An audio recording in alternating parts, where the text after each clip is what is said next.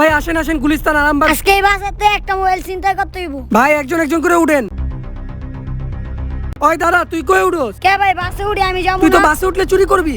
আরে ভাই বাচ্চার লাগে এমন করেন কেন? উঠতে আরে ভাই দেন। ওরা বাসে উঠলে চুরি করবো। আরে না না, ওরা চুরি করবে না, ওরা বাচ্চা পোলাপান। ঠিক আছে ভাই, আপনার মোবাইল গেলে আমি জানি না। ওঠ।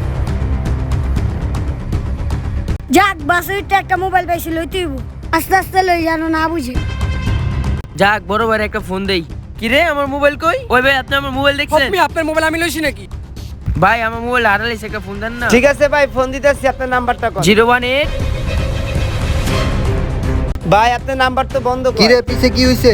আর কি ওস্তাদ, কইছিলাম পিছে উঠাইতে না, এখন দি মোবাইল হারাই গেছে। কি কস? তাহলে পিছে যা চেক কর। আরে ওরা মনে হয় মোবাইলটা খুঁজে হয় কেরা লাগবো, বন্ধ করে দিই।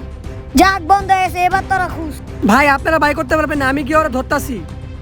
ওই তুই দাঁড়া, দেখি তুই কোন জায়গায় মোবাইল রাখছস। দেখছেন ভাই আমি মোবাইল লই নেই। হ্যাঁ তুই সত্যি লস্তে, তুই বাসাতে নাম। আমি কি ছেলেটির থেকে মোবাইলটি উদ্ধার করতে পারবো? দেখতে চাইলে অবশ্যই পার্ট 2 কমেন্ট করে জানাবেন।